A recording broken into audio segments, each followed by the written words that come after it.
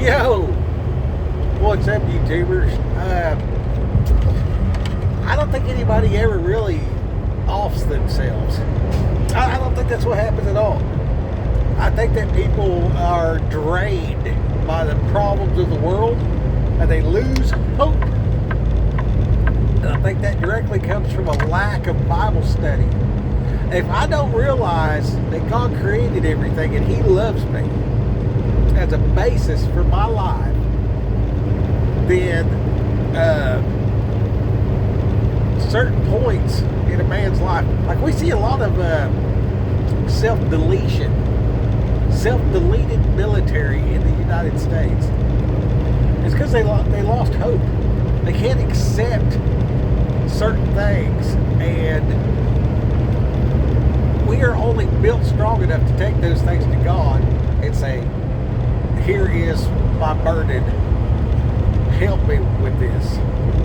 And if you do that, then it takes a lot of time, and it's hard to believe the goodness of God until you experience it.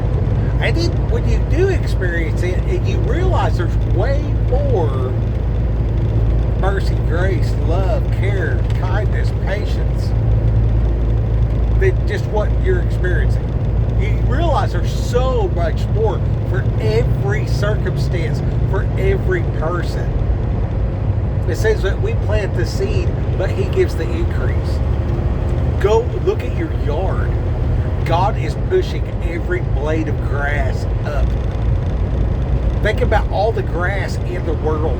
He is pushing the grass up through the ground.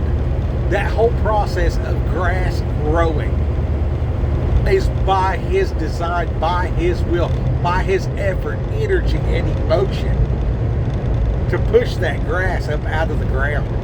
And that's just the grass. That's just the grass. Look at our most advanced aeronautics. And look at a blue jay flying. Have you ever seen like the blue jays and the cardinals and these birds? They'll just like kind of tax each other and fly around.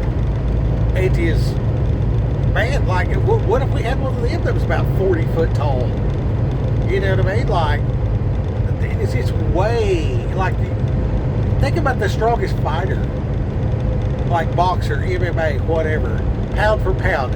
Put a sparrow, 180-pound sparrow, up against Mike Tyson in his heyday. That bird would rip his head off, literally, pound for pound. I mean, God made all this stuff, and He loves us. And our focus is so distracted because somebody told us to color inside the lines. We heard the bell and we went from this classroom to that classroom. In 2 miles, use the right lane to take exit 13B for Henderson Street. Go to work. So, I just wanted to be on here long enough to say that, like, if you don't eat, you're going to starve to death. And if you don't read the Bible, you're going to starve spiritually and run out of hope. Like, I might run out of calories and water and stuff and just, like, finally give out. You know what I mean? I'll die of starvation. People die of starvation. People die of a lack of hope. And they call that suicide. And the way you don't starve to death is you eat. You know, I mean, not making light of the situation by any means, but go get them. Give them hope. They need you. It's your duty. You know it.